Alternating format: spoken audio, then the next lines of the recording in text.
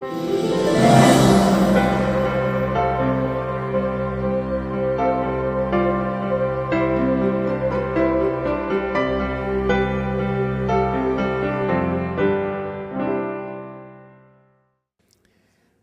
esta sesión agradezco el patrocinio de los laboratorios Merck Serono. Pasamos ya a la conferencia del día de hoy. Tengo unos invitados de lujo, la doctora Claudia Hernández Escobar y el doctor Alejandro Chapa Kroeger. Ellos participaron en el módulo de ginecología en el Congreso Interamericano que tuvimos en julio del 2011. Fue un módulo que tuvo mucha asistencia y en retroalimentación tuvimos muy buenos comentarios, por lo que propusimos a la CONAPEME para que se diera ese tema también en el Congreso Nacional.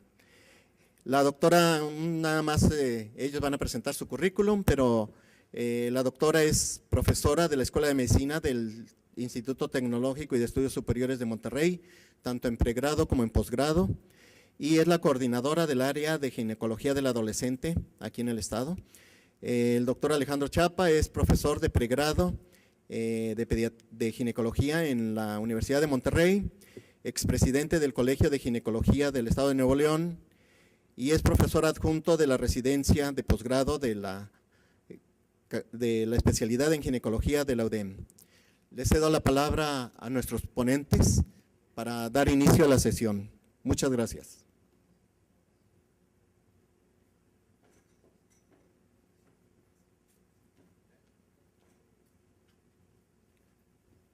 Muy buenas noches.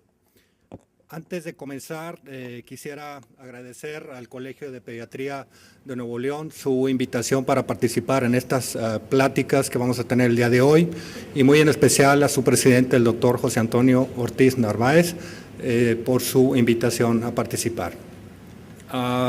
Quisiéramos pedir una disculpa por modificaciones que hicimos en los temas que se van a presentar el día de hoy. No vamos a hablar sobre embarazo en los adolescentes. Tengo entendido que el día de ayer tuvieron una conferencia que se dio por internet, de tal manera que tratamos, para no repetir el mismo tema, la doctora Claudia y yo tratamos de modificar los temas, de tal manera que la doctora va a hablar sobre problemas comunes en la ginecología del adolescente y de la niña, y yo voy a participar posteriormente sobre anticoncepción en la adolescencia. De tal manera que ahorita le voy a pedir a la doctora, le voy a ceder la palabra a la doctora Claudia Hernández Escobar para que haga su presentación, y nada más pues agradecerle también a la doctora, porque tengo yo aproximadamente 4 años realmente de poder tratar con ella y he encontrado una verdadera amiga, compañera de trabajo, en la cual estoy muy agradecido. Participamos, como dijo el doctor José Antonio, el año pasado en el Congreso Interamericano y pues bueno, les queremos agradecer muy en lo profundo porque sentimos que existe un hueco entre lo que es la ginecología propiamente hablando y la pediatría. Tenemos estas adolescentes que pudiéramos pensar que a lo mejor no hay quien las trate. En lo personal, a mí me ha tocado, porque yo veo de una institución bancaria pacientes, sin embargo, cuando me llegan a consultar, las mamás con sus niñas de 14, 15 años, el sistema no me permite verlas como pacientes, de tal manera que digo, pues tiene que ir con el pediatra y dígale que le recete estos anticonceptivos para que él pueda darle el tratamiento. Entonces, bueno, esperemos que el día de hoy sea de su agrado estas dos ponencias, de tal manera que le pido a la doctora Claudia que comience para no perder más tiempo y al final tendremos un tiempo para preguntas y respuestas. Gracias.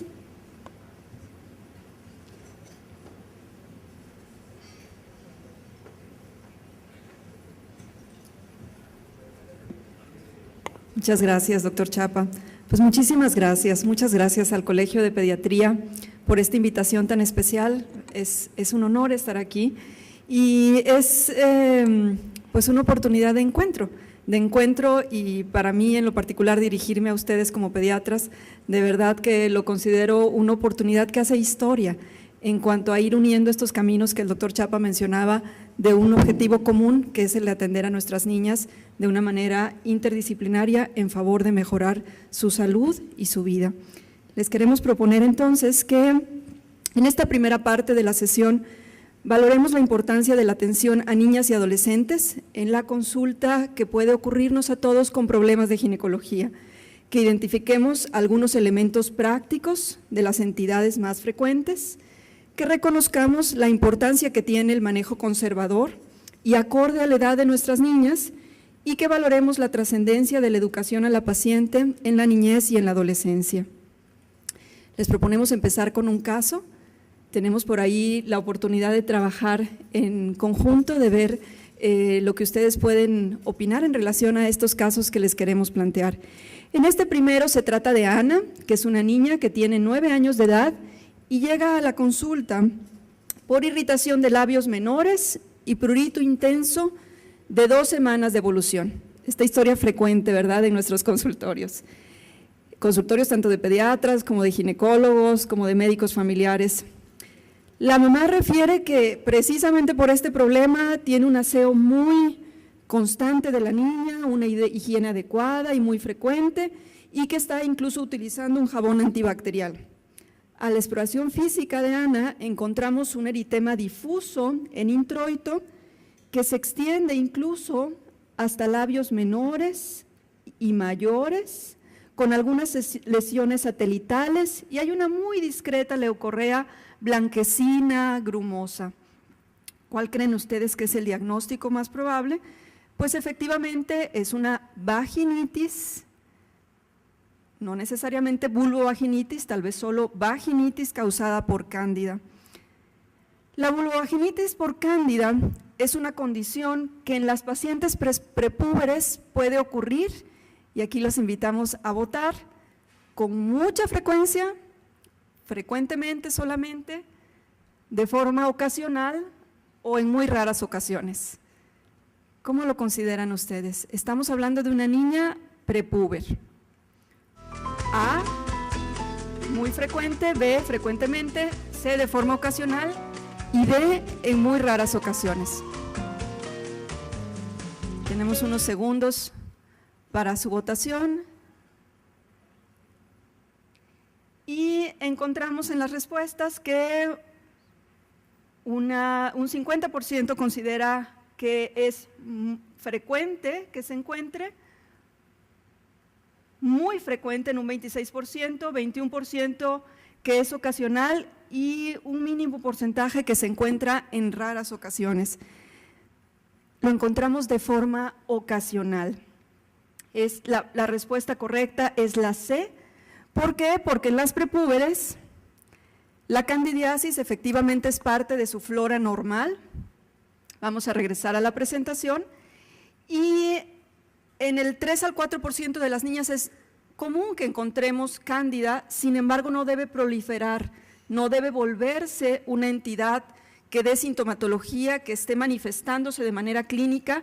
Es muy común en la pubertad y en la recién nacida, porque la cándida es dependiente de estrógenos, necesita un pH ácido incluso, y esas son las condiciones que encontramos en las niñas mayores, pospuberales o en las recién nacidas. Por lo tanto, no es común en prepúberes. Sin embargo, sí podemos encontrarla en algunos casos ocasionales, por ejemplo, cuando usamos antibióticos, y generalmente hay esta asociación, cuando tenemos un estado de una enfermedad sistémica, como pudiera ser diabetes, inmunosupresión y tal vez a la forma en la que está abriendo un cuadro una niña en estas condiciones, particularmente de recurrencia, niñas en condiciones de uso de pañales o que tengamos un exceso de aseo, y ahí hay que trabajar esta parte de educación para la mamá y para la niña para que esto no se vuelva una condición que nunca debía ser crónica en una niña prepúber. Tenemos otro caso de una paciente de 6 años de edad con eritema vulvar y una secreción vaginal amarillenta, verdosa, de 10 meses de evolución. Es incluso una secreción fétida, ya ha recibido tratamiento y como la condición que se había encontrado era vulvovaginitis, incluso de forma adecuada, recibió tratamiento vía oral. Mientras no le demos vía oral no se iba a mejorar esta situación, incluso recibió un esquema de metronidazol en 2 ocasiones vía oral. Sin embargo, 2 meses después de su último tratamiento, su paciente la refiere a la consulta de ginecología por recurrencia de los síntomas. El diagnóstico más probable en esta niña, a la cual le encontramos en una toma de muestra para cultivo E. coli, y a la exploración esta secreción amarillo, verdosa, fétida, abundante, pues el diagnóstico más probable es un cuerpo extraño en vagina. Es una condición frecuente.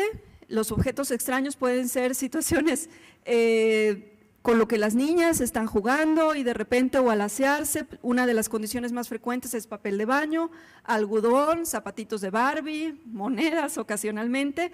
En adolescentes no es raro que encontremos un cuerpo extraño como puede ser un tampón.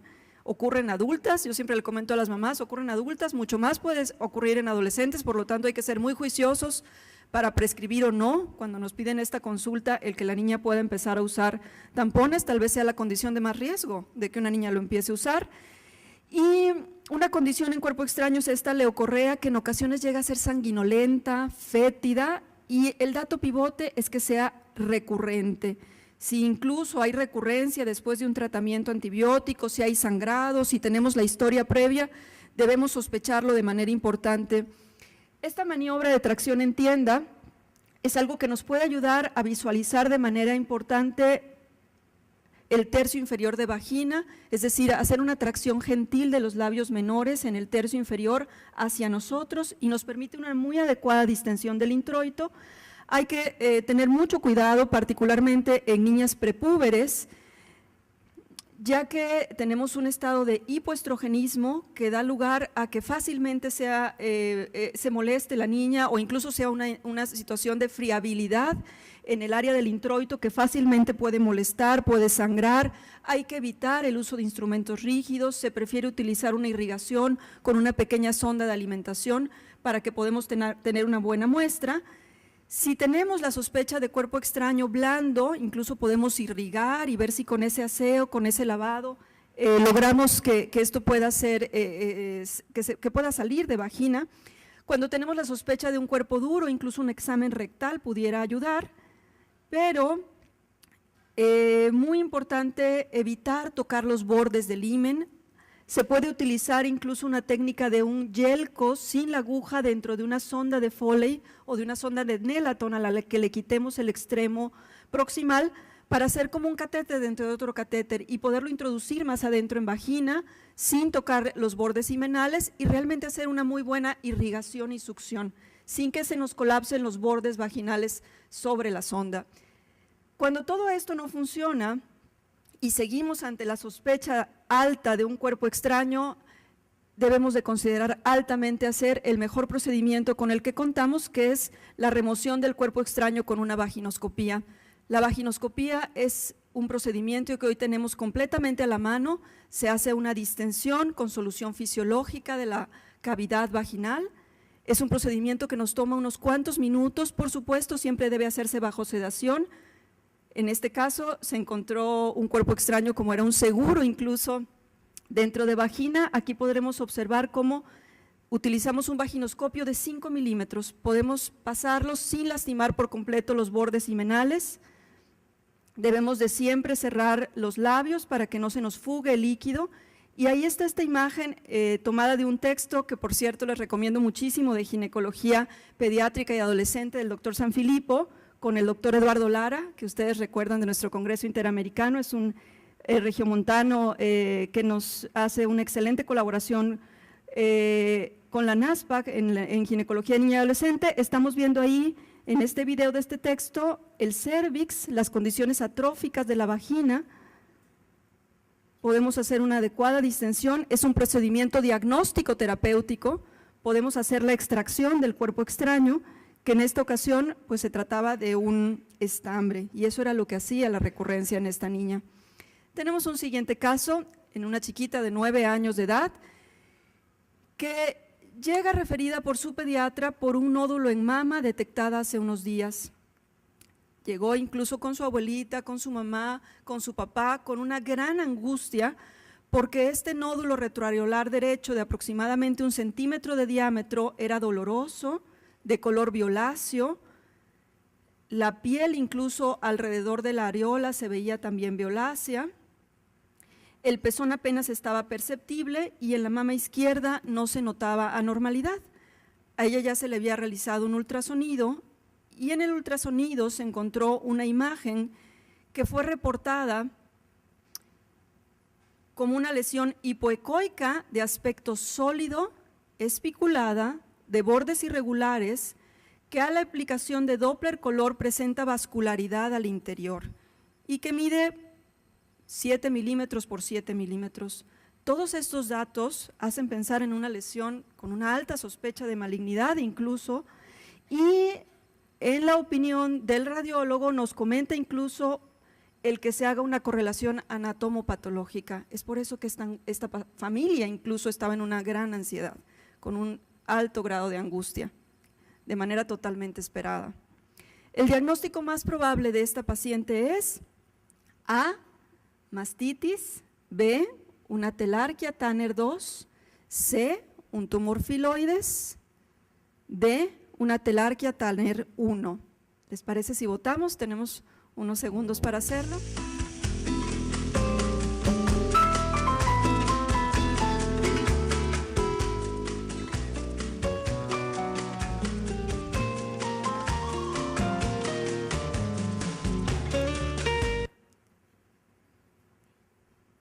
Y encontramos que el 47% de ustedes considera que es un tumor filoides, el tumor más frecuente maligno en mama, un 21% considera que es una mastitis, un 26% considera que es una telarquía Tanner 2 y un 7% considera que es una telarquía Tanner 1. Pasamos de nuevo a la presentación y en esta chiquita efectivamente teníamos una telarquía Tanner 2. En esta niña los datos que encontramos y reportados por ultrasonido, por supuesto que orientan a pensar en una masa proliferativa, en un estado mitótico, incluso con alta vascularidad, como puede encontrarse en un botón mamario. Botón mamario puede encontrarse de manera unilateral hasta en un 15% de los casos, y bueno, algunos datos que yo no les di y que ahí estaba un poco del truco en las preguntas, es que a la exploración la niña tenía también pubarquia Tanner 2, y tenía su pico de crecimiento y todos los datos que nos hacían pensar en un estado puberal inicial. Le decidimos mantenerla en observación y hacerle otro ultrasonido a los 3 meses, en el cual afortunadamente y en un gabinete de radiología con mayor experiencia en niñas, en los estudios de imagen de mama, que nos reporta prácticamente las mismas circunstancias, pero nos hace el énfasis en que esta hipervascularidad y este estado de proliferación es normal en el rango de edad para la paciente, y a los 3 meses ya encontramos el botón mamario del lado contralateral. Las masas en mama en las niñas pospúberes, pues las más frecuentes son cambios fibroquísticos, fibroadenoma, tumor filoides. Efectivamente es la única consideración de mayor frecuencia maligna, pero es afortunadamente muy raro en las niñas. Sin embargo, es parte de nuestro diagnóstico diferencial cuando consideramos una posible malignidad. Quistes retroareolares, ectasia ductal, necrosis grasa, lipoma o absceso son otras consideraciones. Mientras que en las niñas más pequeñitas, en las prepúberes, hay que considerar, por supuesto, el diagnóstico de telarquía prematura, de un quiste hemorrágico, de un absceso, de situaciones de mayor pendiente, pero de índole sistémica, como puede ser linfangioma o hemangioma, lipoma, un tumor metastásico o un galactocele. Estas situaciones que llevan a las niñas a la consulta pues son una gran oportunidad de esta evaluación inicial en la pubertad. Es una oportunidad única la que tenemos incluso por ustedes como pediatras, en la cual pues nos da el foro, ¿verdad?, para incluir la guía de salud información sobre el desarrollo normal, detección de conductas de riesgo, detección oportuna de enfermedad. Y hoy incluso tenemos este pretexto, que yo siempre menciono así como con las mamás, de que las niñas vengan a consulta gracias a las inmunizaciones que se tienen que poner en esta edad. Y con toda la controversia incluso que se puede tener hoy con las mamás, con el público en general, en cuanto a la inmunización por HPV, pues hoy nos está dando el motivo por el cual la niña llegue y que tengamos la oportunidad de hacer tanto la evaluación como la oportunidad de educación para la prevención y la detección oportuna de riesgos. Además, establecer este vínculo de confianza, que puede ser uno de los grandes elementos de protección para las niñas y las adolescentes a futuro. Se necesita una evaluación al menos en cada una de las etapas de la pubertad, es decir, unas 3 al menos durante toda la pubertad. Les quisiéramos compartir que hoy en día, aún en la dificultad y la complejidad de la atención a adolescentes y todas sus situaciones de riesgo por comportamiento, el doctor Chapa nos hablará un poquito más sobre esto, pues tenemos también muchos recursos. Quisiéramos compartirles el interés que tiene esta asociación, en la que a mí me gusta mucho decirles que es donde podemos estar trabajando en conjunto. Es una asociación norteamericana de ginecología de niñas y adolescentes que reúne a pediatras, a ginecólogos, a médicos familiares, adolescentólogos, incluso enfermeras, trabajadoras sociales, en el interés común de ayudar en la salud de las niñas y las adolescentes con problemas de ginecología. Tiene una página de internet de acceso gratuito, su sitio es muy sencillo de recordar, naspac.org. Hay sitios de interés de forma interesante, tanto revisiones, mini reviews muy bien establecidos, el acceso libre a la página da lugar al acceso a la revista, que es una revista con un factor de impacto importante a nivel internacional, donde hay muy buenas oportunidades para publicación también. Por ahí repartimos algunos folletitos con parte de esta información, pero en particular se las recomiendo mucho porque hay mucha información que podemos dar a nuestros pacientes de manera gratuita, por ejemplo, folletos, calendario menstrual, información validada incluso por la COG, por el Colegio de Pediatría, en donde se están poniendo estos intereses al servicio de nuestros pacientes. Continuamos con otro caso. En esta situación es una niña de 12 años que también hemos visto con frecuencia en nuestras consultas, ustedes y nosotros, por dolor abdominal en región pélvica de 3 meses de evolución, tiene el antecedentes de colitis, de estreñimiento crónico, ha sido tratada en varias ocasiones con analgésicos y antiespasmódicos. Su última menstruación fue hace 2 semanas, niega inicio de vida sexual activa, tiene una facies de dolor, un poquito de palidez, sus signos vitales están normales, su desarrollo puberal lo encontramos con una mama en Tanner 3. En el abdomen hay una peristalsis presente, pero sí tiene dolor a la palpación profunda del área pélvica. Un signo de rebote positivo, pero los otros signos de abdomen agudo dudosos o negativos. Han vivido esta situación en varias ocasiones, ¿verdad? El ultrasonido pélvico nos revela una masa anexial quística de 7 por 4 centímetros, con nódulos murales y sin vascularidad en el anexo detectada por Doppler. Se le realizaron pruebas en particular para descartar situaciones de malignidad y estos marcadores tumorales, alfa-fetoproteína, antígeno carcinoembrionario y CA125 fueron negativos, y también pedimos, como parte de lo que es el abordaje normal en adolescentes, pues una prueba de embarazo previa autorización para descartar una situación relacionada con embarazo ectópico en particular. La hemoglobina y el hematocrito estaban normales. El diagnóstico más probable de esta paciente, como ustedes pueden considerar, es que sea un quiste hemorrágico con una torsión anexial incluso. Tomando en cuenta las consideraciones de las consecuencias que puede tener una torsión anexial en un adolescente, el tratamiento debe considerar a la resección del anexo por esta torsión, la resección solo del ovario o la distorsión anexial y la preservación ovárica o la distorsión anexial y solo la quistectomía y realizar una quistectomía, no quitar todo el ovario. ¿Les parece si votamos?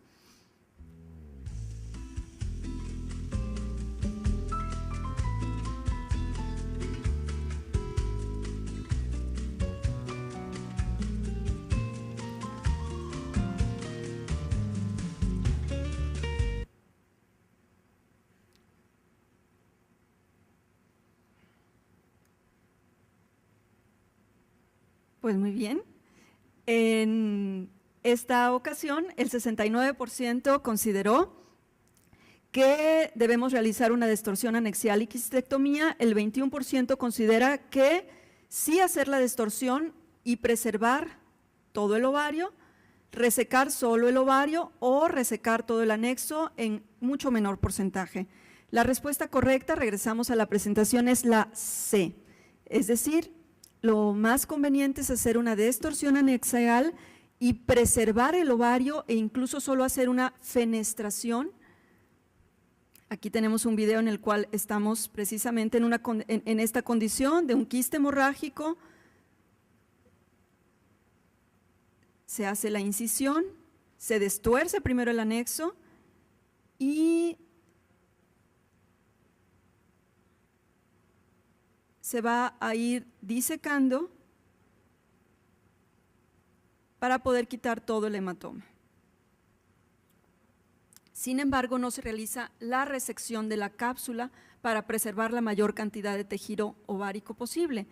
El quiste hemorrágico es el tumor más frecuente en ovario en las adolescentes. ¿Por qué? Porque tenemos células de la teca luteinizadas y de la granulosa que están muy vascularizadas. En promedio miden con la mayor de las frecuencias que las vemos en las niñas entre 3 a 3.5 centímetros, pero pueden llegar a tamaños mayores, hasta 8 centímetros pueden llegar a medir. Generalmente hay un inicio abrupto, hay dolor abdominal, en ocasiones hemoperitoneo, irritación peritoneal, hipotensión. Pero cuando no tenemos estas condiciones de abdomen agudo, pues es nuestro gran imitador por ultrasonido. Puede parecer lo que sea, puede parecer un tumor maligno, como era la condición que vimos en esta niña. ¿Por qué? Porque el hematoma puede estar en diversos grados de evolución y por lo tanto podemos ver una parte casi sólida, otra parte líquida, otra parte con ciertos ecos que parecen muros y realmente es que el mismo coágulo está en un proceso de licuefacción o de irse absorbiendo y por lo tanto de repente se nos puede hasta parecer una endometriosis, un endometrioma o como decía antes, un tumor maligno.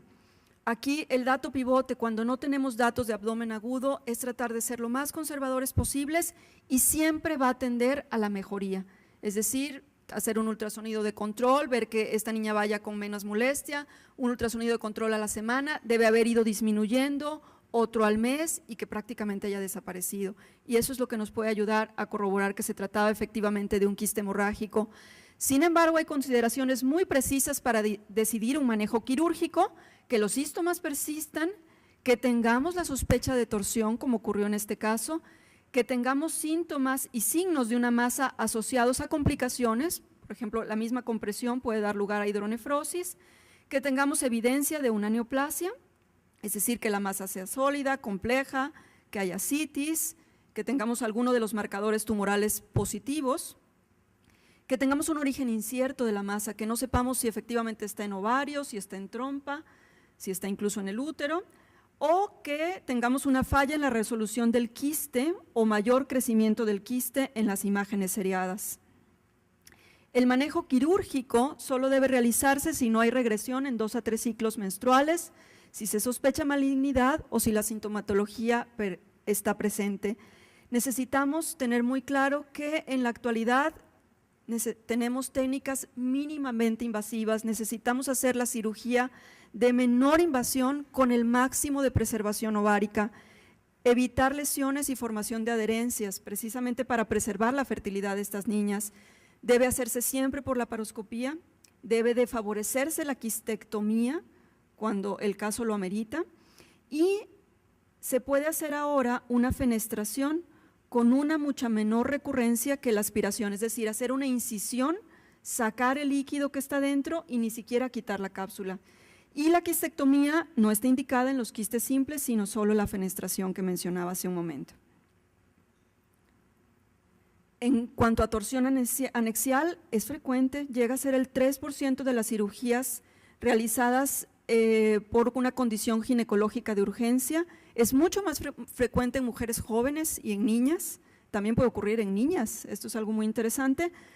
No se sabe a qué entidad está asociada, se habla mucho en la actualidad de que hay como una elongación de los ligamentos que lo favorecen, incluso en la actualidad está en controversia el decidir si se hace una como fijación profiláctica del anexo contralateral cuando tenemos estas situaciones, y que tengamos muy en claro que el diagnóstico definitivo pues es por el hallazgo quirúrgico. El ultrasonido no nos da diagnósticos específicos, sobre todo para descartar esta entidad. Aquí lo que rige sobre todo es la clínica. Y la resección del anexo, en la actualidad prácticamente nunca se tiene como una condición que deba realizarse, ya que el destorcer el anexo tiene un riesgo de embolismo pulmonar del 0.2%, el cual no es más frecuente que en el manejo conservador. Es decir, tenemos el mismo riesgo si quitamos todo el ovario que si el ovario y el anexo que si lo destorcemos. Por preservar la fertilidad de la niña es conveniente hacer la distorsión. Tenemos un último caso de Ana, de 13 años, que acude con su madre a consulta por un sangrado abundante durante sus menstruaciones. Esta es la situación más común que vemos en adolescentes. Su menarquia fue a los 12 años y tiene ciclos irregulares, no tiene más de 8 meses de estar reglando. Sin embargo, sus ciclos son muy frecuentes, en ocasiones se acaba de quitar una menstruación cuando está empezando con la que sigue, le duran a veces hasta 15 días de sangrado, y este es el motivo actual de su visita a la consulta, porque tiene 12 días sangrando. No tiene antecedentes personales relevantes, su mamá padece lupus eritematoso sistémico, le pedimos exámenes y tiene 8 gramos de hemoglobina, 26 de hematocrito, plaquetas en 369, PT normal y PTT discretamente aumentado. El diagnóstico en esta niña fue un defecto de la función plaquetaria. La frecuencia de una discrasia sanguínea en un adolescente con anemia severa asociada a sangrado uterino abundante es de aproximadamente un 20%, un 50%, menos del 10% o menos del 1%. ¿Cómo lo consideran ustedes?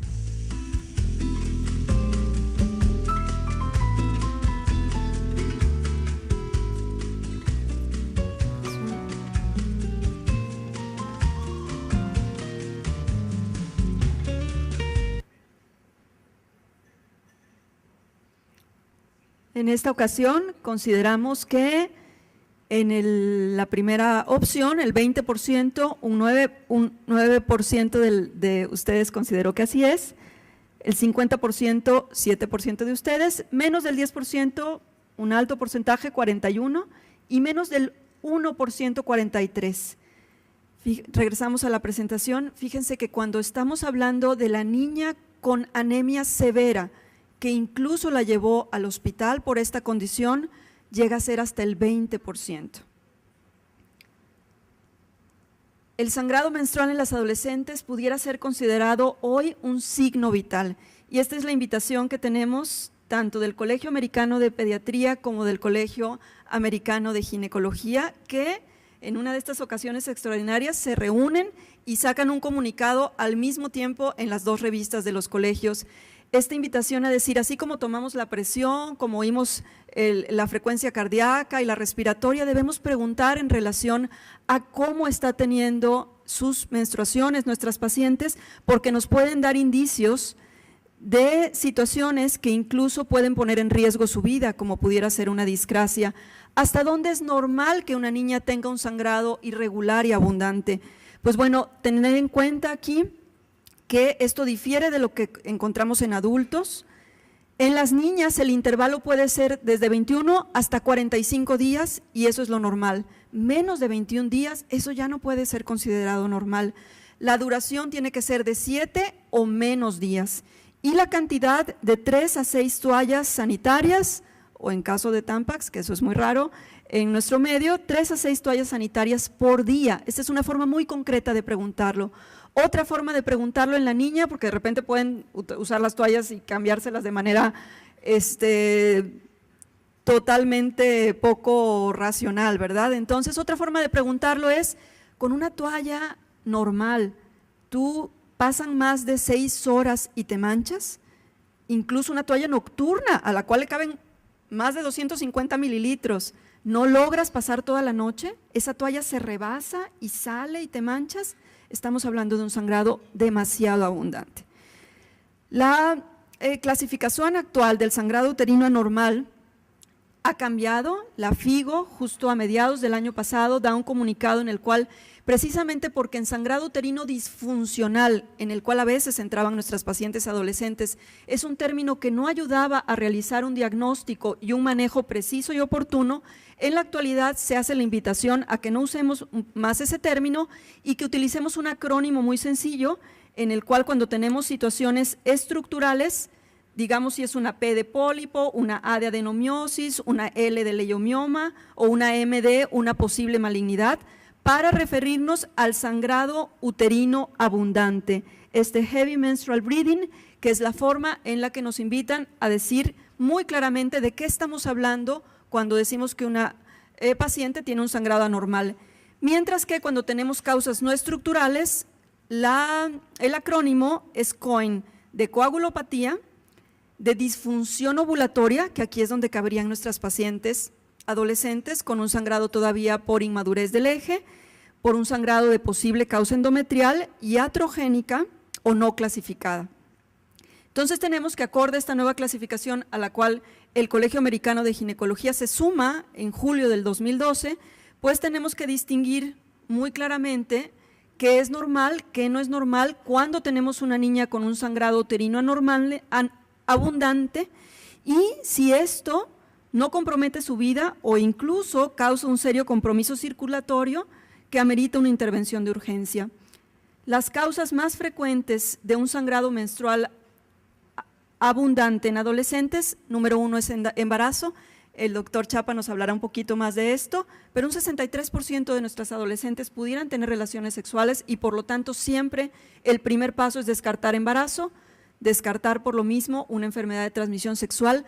Clamidia trachomatis es una causa frecuente de sangrado irregular y el punto pivote para el diagnóstico es ese sangrado intermenstrual escaso, café, de manchado entre un ciclo y otro. Eso puede ser clamidia hasta no demostrar lo contrario. Y como veíamos hace un momento, por la trascendencia que tiene en la vida de la paciente, descartar una coagulopatía. Hasta el 20% de los casos que llegan a anemia severa por sangrado uterino abundante están relacionados con discrasia, y aquí tomar en cuenta si este sangrado dura más de 7 días, si es muy abundante, si una toalla sanitaria normal la empapa en menos de 1 hora, son los criterios establecidos para sospechar incluso una situación de las 2 más frecuentes que pueden ocurrir en nuestras pacientes como causa de sangrado menstrual abundante: anovulación por inmadurez del eje y un trastorno hematológico. Y con frecuencia lo que ocurre es que están las 2. Tiene esta inmadurez y su discrasia hace que sangre de manera muy abundante. Estas situaciones clave en relación a coagulopatías es considerar las múltiples causas de trombocitopenia que ustedes conocen bien, trastornos de la coagulación, y aquí menciono muy brevemente que enfermedad de von Willebrand es una de las invitaciones en las revisiones que tenemos más específicas que tenemos, porque esta situación, a pesar de que como portadores puede ser frecuente, de 1 a 100 de personas en la población puede ser portadora, 100 de cada millón o 1 de cada 10,000 personas pueden padecerlo, y dentro de estas es la forma en la que puede abrir en una adolescente una discrasia, es decir, la forma en la que se puede manifestar por primera vez un trastorno hematológico como von Willebrand, pues puede ser en el primer momento de menstruación de una niña. De hecho, es muy interesante considerar que las series de casos de von Willebrand precisamente fueron de 4 adolescentes, sus primeras pacientes, las cuales fallecieron, y dio origen a que él empezara a estudiar con mayor interés esta situación. Entonces, es importante que lo mantengamos en nuestro diagnóstico diferencial.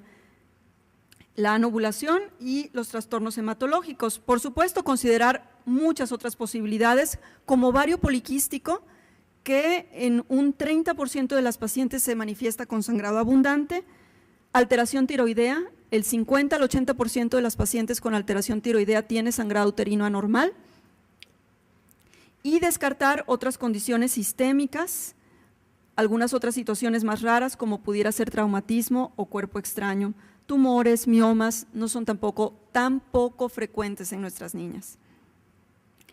No me detengo en tratamiento, es todo un tema del que pudiéramos seguir hablando, nada más mencionar que anticonceptivos orales en dosis altas puede ser el gran elemento para ayudar a una niña a corregir este sangrado. Es complejo en la situación de prescribirlo, particularmente por las situaciones con su mamá y lo que implica el estar utilizando hormonas, pero bueno, es nuestra labor hacer ver que es una situación de riesgo-beneficio y que está indicada este tratamiento. Hay otras entidades donde no podemos utilizar estrógenos. En niñas con contraindicaciones podemos usar progestágenos y dependiendo de la entidad, pues una terapéutica más específica. Por último, entonces, en cuanto a sangrado menstrual, ¿qué nos dice la evidencia? Tenemos evidencia a nivel A, recomendaciones basadas en buena y consistente evidencia científica de que todas las pacientes adolescentes con sangrado menstrual abundante deben de ser evaluadas para detección de factores de riesgo para trastornos de la coagulación. Es decir, necesitamos pedir mínimamente biometría con plaquetas, tiempo de protrombina, tiempo parcial de tromboplastina. Fibrinógeno y tiempo de trombina nos pueden ayudar y tiempo de sangrado no tiene tanta especificidad ni sensibilidad. Otra evidencia que tenemos en un nivel B, basada en limitada o inconsistencia evidencia científica, pero finalmente en una evidencia, es que hay que pensar en clamidia trachomatis y buscarla y descartarla en las pacientes con sangrado uterino irregular y particularmente en estas que tengan una situación de riesgo. Y TSH es el otro elemento que debemos de considerar en nuestras pacientes por la frecuencia de hipo o hipertiroidismo y su asociación con sangrado uterino anormal. Y por último, esta recomendación nivel C, basada en un consenso o opinión de expertos, de sumarnos a estas recomendaciones de usar la nueva clasificación de la FIGO y el Colegio Americano de Ginecología y Obstetricia. Termino esta parte de la presentación mencionándoles que la evaluación de las niñas y adolescentes, pues es muy común que tengamos problemas de ginecología en estas pacientes, que el abordaje depende de la edad y es un reto clínico siempre, y el tratamiento conservador nos ayuda a mejorar su pronóstico, que incluye la capacidad reproductiva de estas niñas a futuro, y que siempre la atención a niñas y adolescentes pues es una oportunidad para la educación y la prevención. Están a su disposición las fuentes de las imágenes que utilizamos y, por supuesto, todas las referencias que pudimos recopilar para esta presentación. Es finalmente pues un gusto coincidir con ustedes en este objetivo común del bienestar de nuestros pacientes como principal interés. Muchas gracias y dejo la palabra al doctor Alejandro Chapa. Gracias, doctor. Muchas gracias, doctora Claudia, por su presentación. A continuación, vamos a hablar sobre el siguiente tema, que es la anticoncepción en adolescentes. No se preocupen, yo no traigo preguntas hasta el final, entonces, para que se sientan más tranquilos, ¿no? Sirve que de alguna manera a ver si les ayuda la presentación para contestar las respuestas que a final de mi presentación van a venir. Muy bien. Bueno, por definición, pues, ¿qué es la adolescencia? Es un periodo de desarrollo biológico, psicológico, sexual y social, posterior a la niñez, que comienza a la edad de la pubertad y finaliza entre los 19 y 20 años de edad.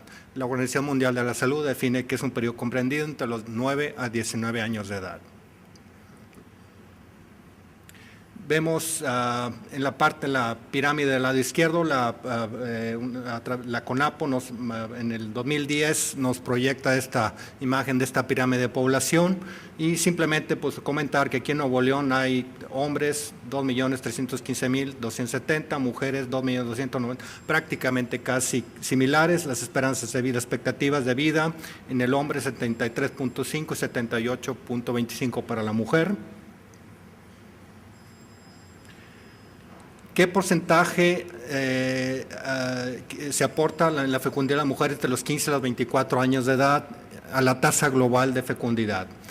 Si vemos que a principios, en los años 70, hemos visto que ha habido un incremento, aquí vemos la edad de los 20 a 24 años de edad y en la edad de los 15 a los 19, y actualmente andamos alrededor del 16% de una tasa de fecundidad en mujeres adolescentes.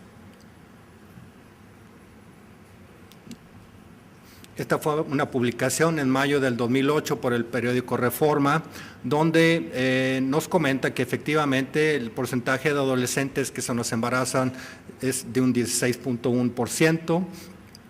Vemos que los porcentajes de escolaridad entre los adolescentes es muy bajo, solamente alcanzan hasta primer año de secundaria nuestros adolescentes, de tal manera que tenemos un problema muy severo que está relacionado, obviamente es un problema multifactorial de falta de educación, problemas morales y muchos otros factores que lo podemos discutir al final de la presentación.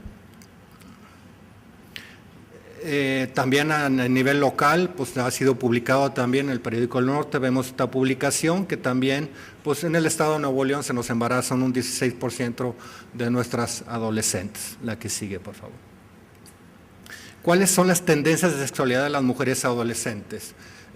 Tratando de comparar América Latina con países desarrollados, vemos que la primera relación sexual ocurre más o menos en un 56% de los adolescentes, y en los países desarrollados obviamente es más frecuente. Lo que nos llama la atención en esta diapositiva, en esta lámina, es que en países desarrollados solamente se embaraza un 17%, sin embargo tienen un hijo, o sea, el doble de las pacientes o de las adolescentes en esta edad. Edad media en la que las mujeres en edad fértil experimentan eventos seleccionados, estamos hablando aquí de prácticamente de las pacientes en edad fértil, de 15 hasta que entran a la menopausia, tienen su primera relación sexual en edad promedio a los 19.6 años de edad. Su primera unión a los 21.8, su primer hijo nacido vivo a los 22.3, pero el uso del primer método anticonceptivo lo vienen utilizando casi hasta los 29 años de edad. Tenemos un gap, una gran diferencia prácticamente entre 9 y 10 años de que tienen su primera relación sexual y empiezan a utilizar algún método de planificación familiar. La que sigue. Tasas específicas de fecundidad y tasa global de fecundidad trienal. Aquí vemos los trienios, y aquí en esta lámina lo que quiero demostrar es que si bien es cierto que ha habido una disminución por trienio desde los años prácticamente principios de los 90 hasta el 2009, que fue publicado esta publicación por la CONAPO, vemos que a pesar de que ha disminuido, vemos un ligero incremento entre el trienio del 2003 al 2005 comparado con el 2006 al 2009. Muy bien. Tasa global de fecundidad por entidad federativa. Aquí Nuevo León ocupa el 5º lugar a nivel nacional, obviamente con una tasa de 2.2 nacimientos de hijos promedio por mujer, y nosotros estamos afortunadamente abajo de ese nivel, que estamos en el 2.08, ocupando el 5º lugar a nivel nacional. Con respecto a la tasa de fecundidad en adolescentes por entidad federativa, del 2006 al 2008, también publicada esta publicación por la CONAPO en el 2009, a nivel nacional existe una tasa del 69.5%.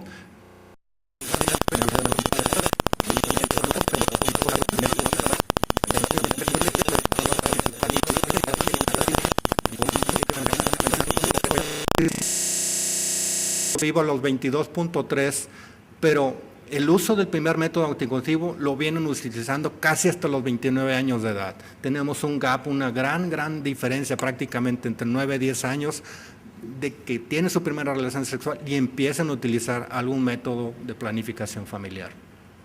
La que sigue. Tasas específicas de fecundidad y tasa global de fecundidad trienal. Aquí vemos los trienios, y aquí en esta lámina lo que quiero demostrar es que si bien es cierto que ha habido una disminución por trienio desde los años prácticamente principios de los 90 hasta el 2009, que fue publicado esta publicación por la CONAPO, vemos que a pesar de que ha disminuido, vemos un ligero incremento entre el trienio del 2003 al 2005 comparado con el 2006 al 2009. Muy bien. Tasa global de fecundidad por entidad federativa. Aquí Nuevo León ocupa el 5º lugar a nivel nacional, obviamente con una tasa de 2.2 nacimientos de hijos promedio por mujer, y nosotros estamos afortunadamente abajo de ese nivel, que estamos en el 2.08, ocupando el 5º lugar a nivel nacional. Con respecto a la tasa de fecundidad en adolescentes por entidad federativa del 2006 al 2008, también publicada esta publicación por la CONAPO en el 2009, a nivel nacional existe una tasa del 69.5 hijos por cada 1,000 adolescentes. Y aquí Nuevo León ocupa el 9º lugar y también afortunadamente estamos abajo de esa cifra. Porcentaje de mujeres en edad fértil por grupos de edad según el uso de métodos anticonceptivos en la primera relación sexual. En esta imagen quiero demostrarles que aquí vemos grupo de edad, no utilizó ningún método y utilizó métodos anticonceptivos. Obviamente, como va transcurriendo la edad de las pacientes, vemos obviamente que pacientes de los 45, obviamente, pues esas pacientes están casi menopáusicas y prácticamente no usan ningún método de planificación o métodos anticonceptivos. Sin embargo, vemos que aquí existe un 61.5% de nuestras pacientes que no utilizan ningún método de planificación familiar en su primera relación sexual. La que sí. ¿Qué nos dice la norma oficial de la Secretaría de Salud? Prácticamente nos dice que cuando el adolescente cuenta con la información pertinente, puede elegir el método anticonceptivo que estime adecuado, con la obligación del prestador de los servicios de salud de proporcionárselo. La que sigue. Con respecto a criterios médicos de elegibilidad de la Organización Mundial de la Salud para el uso de los diferentes métodos anticonceptivos para mujeres menores de 20 años de edad, aquí vemos las categorías. Categoría 1, no existe restricción para su uso. Categoría 2, las ventajas superan a los riesgos. Categoría 3, los riesgos superan a las ventajas. Categoría 4, representa un riesgo para la salud. La que sigue. Vamos a hablar ahora sí de los métodos. Prácticamente los métodos de barrera, estamos hablando de preservativo, coito interrumpido, espermaticidas, nos ofrecen las peores tasas como métodos de planificación familiar. Son métodos que más fallan. El preservativo tiene sus ventajas, previene las infecciones de transmisión sexual, siempre y cuando en las áreas que no estén protegidas no exista tampoco alguna lesión. Falla el uso típico en el primer año hasta un 15% y el falla en el uso perfecto de un 2%. Falla en el coito interrumpido, falla hasta en un 27% y el falla del uso típico en las espermaticidas hasta un 29%. Todos estos 3 métodos son categoría 1, esto es que no hay ninguna restricción para su uso. La que sigue. Con respecto a los métodos anticonceptivos combinados, también vemos que son categoría 1, uso sin restricción. En el uso perfecto fallan hasta un 0.3%, en las fallas típicas un 8%. En general, los adolescentes olvidan tomar 3 pastillas por ciclo. 50% de las pacientes abandonan los primeros 3 ciclos, 88% los abandona al año de uso. Existen efectos secundarios como son náuseas, manchados intermenstruales, mastodinia y alteraciones anímicas. Beneficios de la anticoncepción, pues obviamente nos ayuda a controlar el cólico menstrual, nos disminuye los problemas de dismenorrea, nos ayuda a controlar los ciclos, como la doctora nos comentaba con respecto al manejo de la hemorragia uterina anormal, nos ayuda o nos puede ayudar a corregir las hemorragias uterinas y una disminución de la cantidad del sangrado o nos acorta los ciclos. La que sigue. Nuevas opciones de anticoncepción, está el Nuvaring, que es el anillo vaginal, que es una combinación obviamente de estrógenos y una progestina. También tenemos el parche transdérmico, que también proporciona vía transdérmica la combinación de estrógenos y progestinas. Son sistemas de liberación prolongada.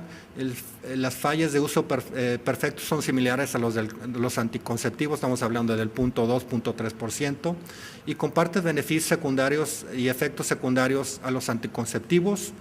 El parche debe usarse con precaución en mujeres que generalmente son arriba de los 80 kilogramos de peso.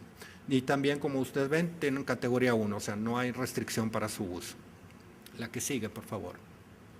Progestinas de depósito, estamos hablando del el acetato de medroxiprogesterona.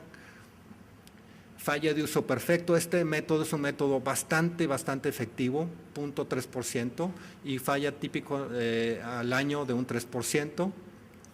Se aplica en forma trimestral, es un medicamento de depósito, se aplica intramuscular, fácil aplicación y poca tasa de error. ¿Cuáles son los efectos que pudiéramos ver? Que pudiera presentarse algún tipo de spotting o manchado.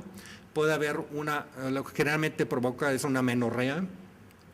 Y como efectos secundarios hay aumento de peso y estados depresivos.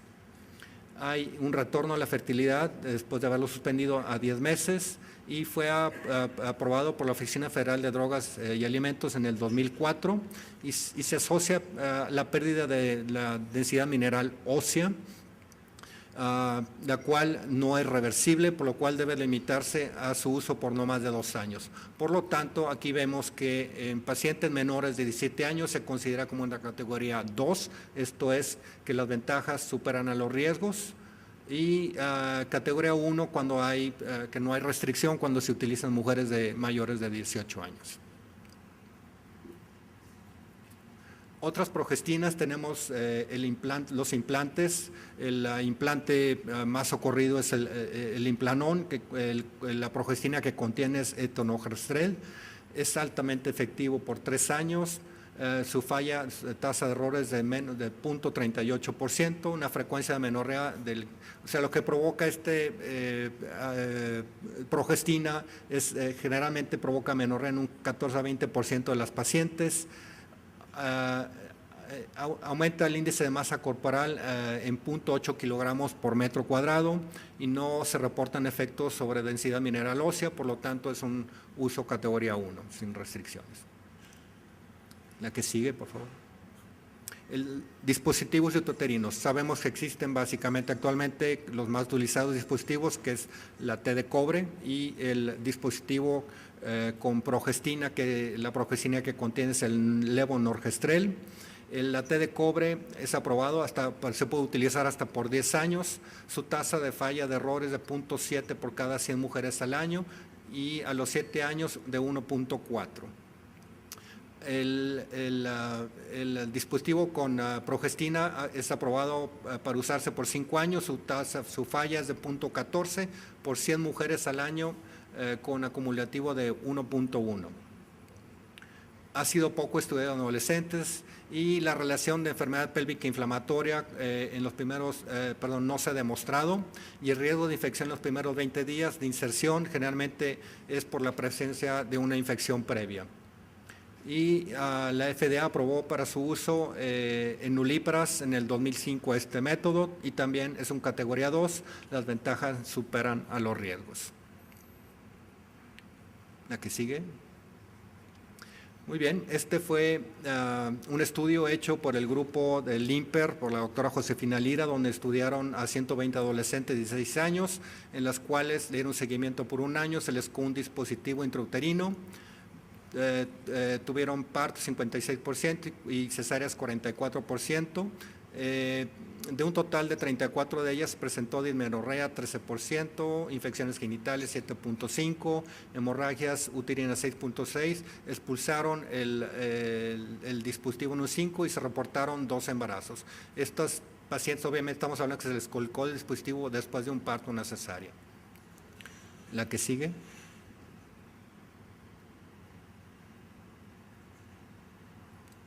Muy bien. Creo que va a continuar las preguntas. Bueno, perdonen. Anticoncepción de emergencia, aunque no debemos de catalogarlo como método de planificación familiar. Existen 3 métodos eficaces, que es 3 métodos con eficacia: el dispositivo 99, estrógeno y progestina 75 y el novorgestrel 98. Generalmente pueden iniciarse a las 12 horas, 72 horas o 120 horas después del coito sin protección. También nuestra categoría 1, uso sin restricción. También hay que tomar en cuenta que las fallas son altas, pueden fallar de un 10 hasta un 25% de fallas con estos métodos. La que sigue, por favor. Con respecto a los anticonceptivos de larga duración, este fue un estudio publicado en mayo del 2011 en la revista New England Journal of Medicine, donde nos hablan de la falla anticonceptiva. Se estudiaron 7,486 pacientes, hubo 334 embarazos no deseados. La falla anticonceptiva, comparado el parche, la pastilla y el alivio vaginal, por cada 100 usuarias al año fue de 4.55.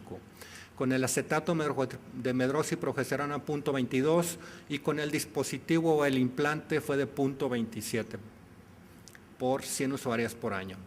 La que sigue.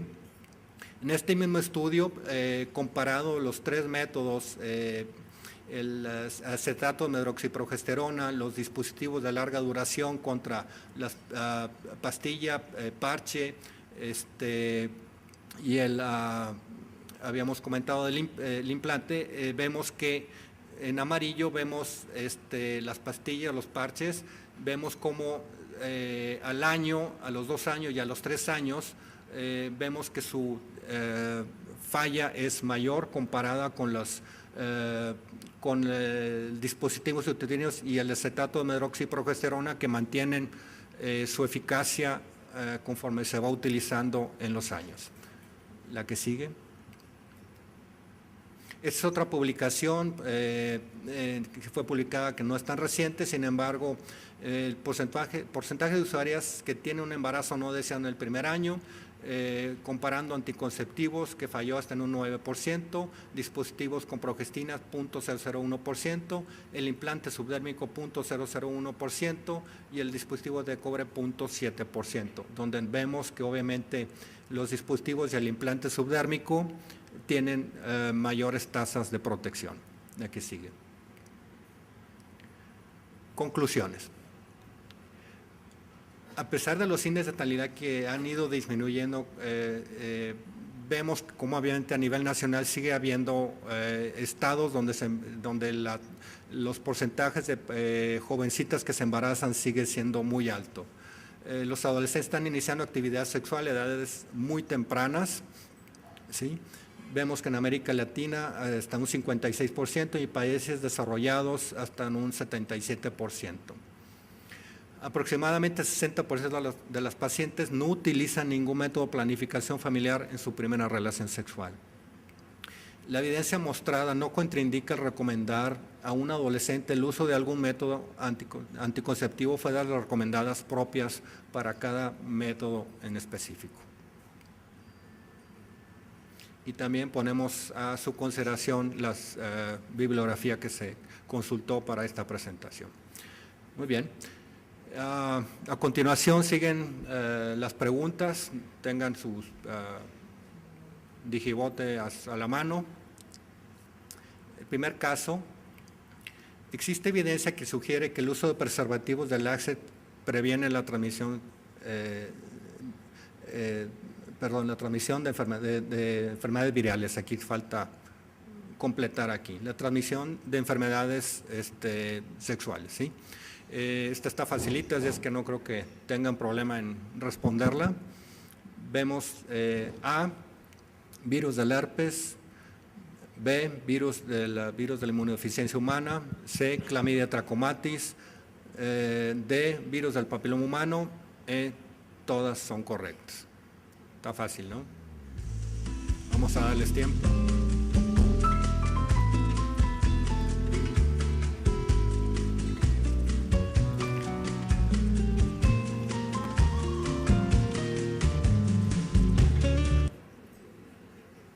Muy bien, vamos a ver las respuestas. Efectivamente, la respuesta es C y afortunadamente 96% de los asistentes contestaron que sí, todas son correctas.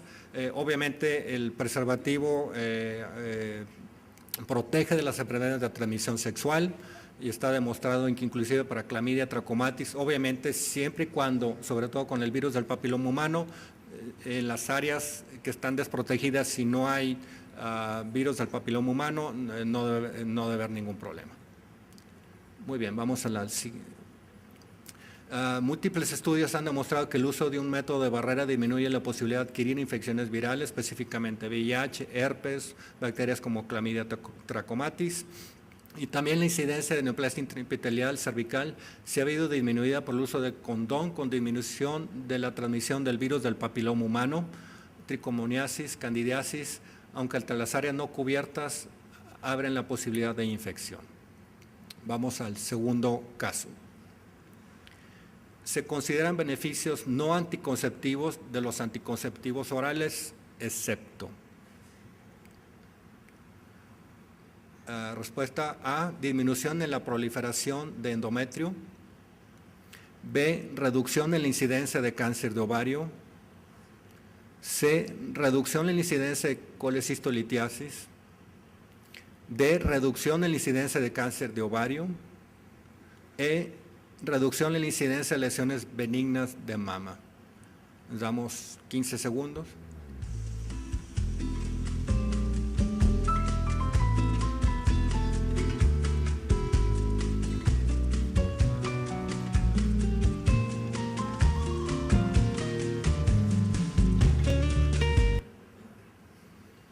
Muy bien, vamos a ver qué contestaron la mayoría.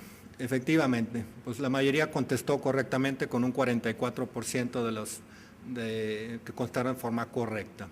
¿Les parece bien que revisemos Muy bien, ¿por qué reducción en la incidencia de colecistolitiasis? Es obvio que las progestinas tienen un efecto sobre el endometrio, provocando una atrofia del endometrio. El efecto antiestrogénico sobre los receptores estrogénicos disminuye la posibilidad de desarrollar también lesiones benignas de mama. Al haber inhibición de las gonotropinas, se disminuye la función del ovario, por lo tanto hay disminución de los quistes de ovario y también del cáncer de ovario. Y se ha demostrado un discreto incremento de los riesgos de colecistolitiasis con el uso de los anticonceptivos. ¿Ok? Siguiente caso. Factores de riesgos asociados con el posible desarrollo de enfermedad pélvica inflamatoria en usuarias de un dispositivo uterino incluyen las siguientes, excepto A, nuliparidad. B, mujeres menores de 25 años. C, uso del dispositivo T de cobre. Historia previa de enfermedad pélvica inflamatoria. Y use un dispositivo por menos de 4 meses. Les damos tiempo para que contesten.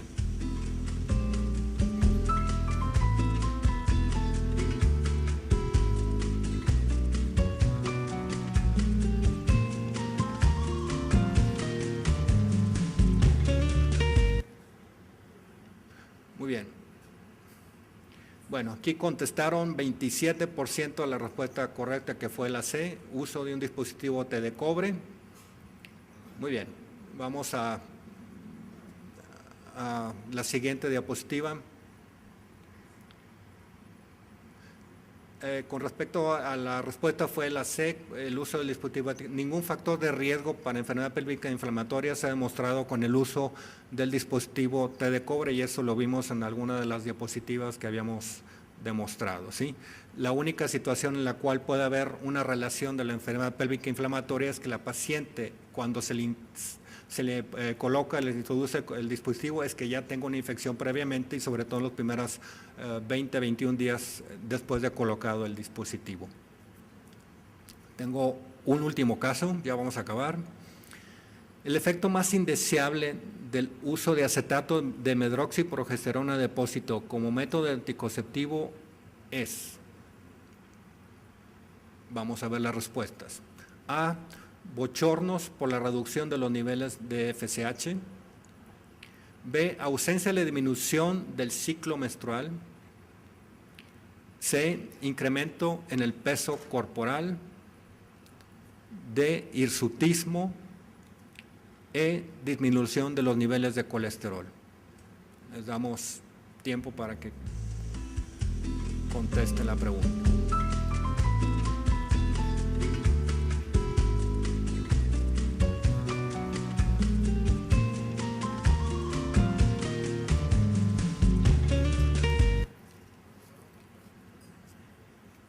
Muy bien. Bueno, pues 25% de los asistentes presentaron correctamente, que es la letra B. 66% contestaron que el incremento del peso corporal. Vamos a hacer la revisión de la... Muy bien. La respuesta fue B, ausencia o disminución del ciclo menstrual. Como lo comenté anteriormente, generalmente hay una atrofia del endometrio, por lo tanto el mecanismo de acción es prácticamente disminuir el endometrio. Hay la acción de la medroxiprogesterona es similar a los anticonceptivos, como también lo había mencionado en la presentación. Hay una supresión de la LH y se mantienen los niveles de FSH en la fase folicular. Es extremadamente efectivo como método de planificación familiar, como se mencionó del 0.2, 0.3%, y los niveles de triglicéridos y el colesterol de alta densidad están significativamente bajos, pero el colesterol no. ¿Okay? Muy bien. Pues hasta aquí terminamos. Fue aproximadamente 1 hora de la presentación de la doctora Claudia y un servidor. Creo que a continuación siguen las preguntas, de tal manera que, pues bueno, le voy a pedir, no sé si a la doctora Claudia que pase acá al podio para contestar las preguntas que puede haber en el auditorio. Gracias, doctor. Por ahí hay micrófonos, por si alguien quiere hacer alguna pregunta, levante la mano.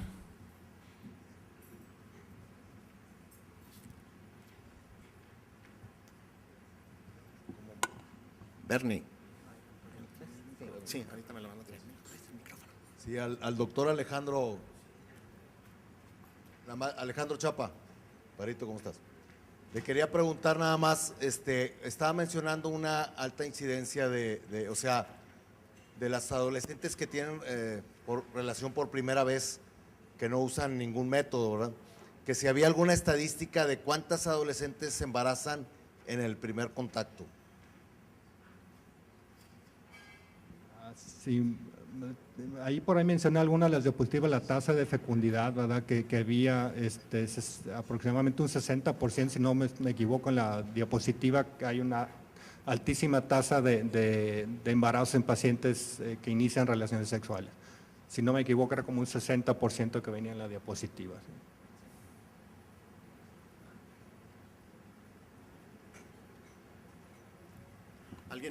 ¿Alguien más que quiera hacer alguna pregunta a los ponentes? Hola, buenas noches. Para la doctora Claudia, ¿cuál es el manejo actual, doctora, que utilizan ustedes como ginecólogos para la condilomatosis? Muchas gracias. Es muy interesante porque lamentablemente es una entidad frecuente que estamos viendo en nuestras niñas en ocasiones y en nuestras adolescentes.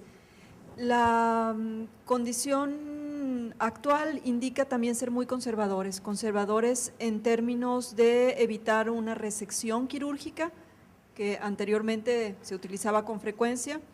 En la actualidad lo ideal es utilizar imiquimod, es decir, se logran muy buenos resultados. De verdad hay ocasiones en donde tenemos pacientes con condilomatosis muy grande, muy evidente, con lesiones que en ocasiones hasta están obstruyendo o dando molestias en el área genital al momento de orinar incluso, y el tener paciencia, el utilizar imiquimod, darle tiempo, lograr colocarlo de manera muy precisa.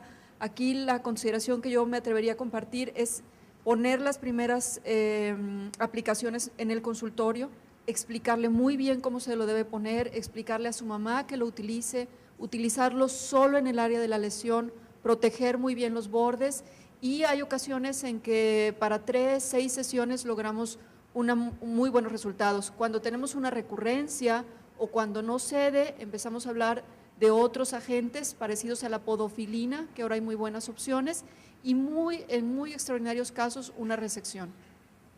Gracias. Gracias, doctora. ¿Alguien más que quiera hacer una pregunta? Bueno, aquí tenemos una de los compañeros que están conectados por internet del interior de la República. Dice, el comportamiento en recidiva de la sinequia de labios menores después de un tratamiento con Premarin.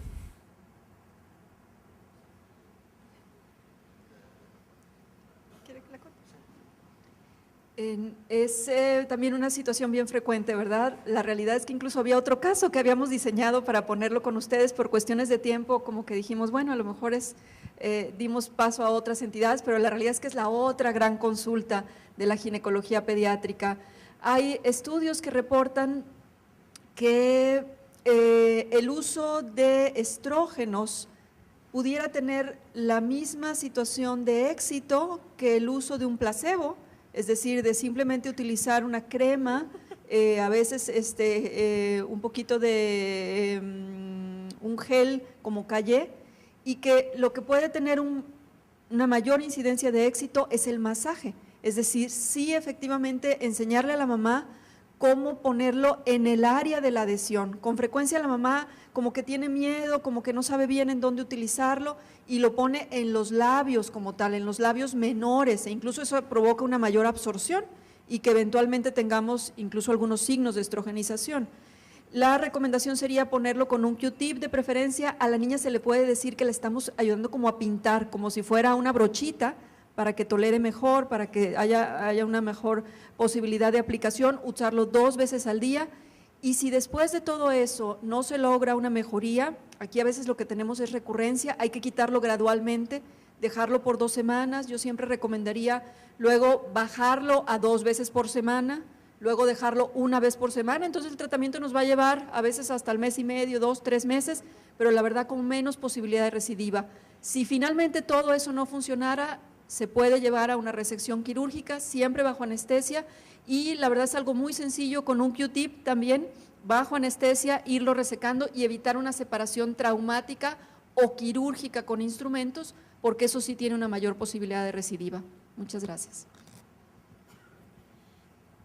Bueno, no hay más preguntas.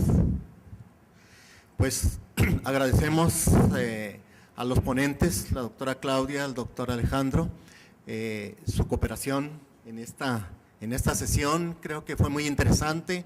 Por ahí en el internet estuve viendo que decían que muy interesado, muy interesante, y preguntaban si ya mañana iba a estar disponible en la página del colegio. Ya les dijimos que no, ¿verdad? Se tarda 2 semanas aproximadamente, pero para que vean que fue para ustedes, y creo que fue de utilidad, de mucha utilidad. Aprovecho ahorita nada más para recordarles a los que llegaron tarde que la sesión de diciembre va a tener un costo de 250 pesos por persona. Por favor, acudan, va a haber cena y baile. Y me permito entregar un diploma de parte del Colegio de Pediatría y un diploma de parte de la Universidad de Monterrey a nuestros ponentes, así como un pequeño obsequio de parte del Colegio de Pediatría.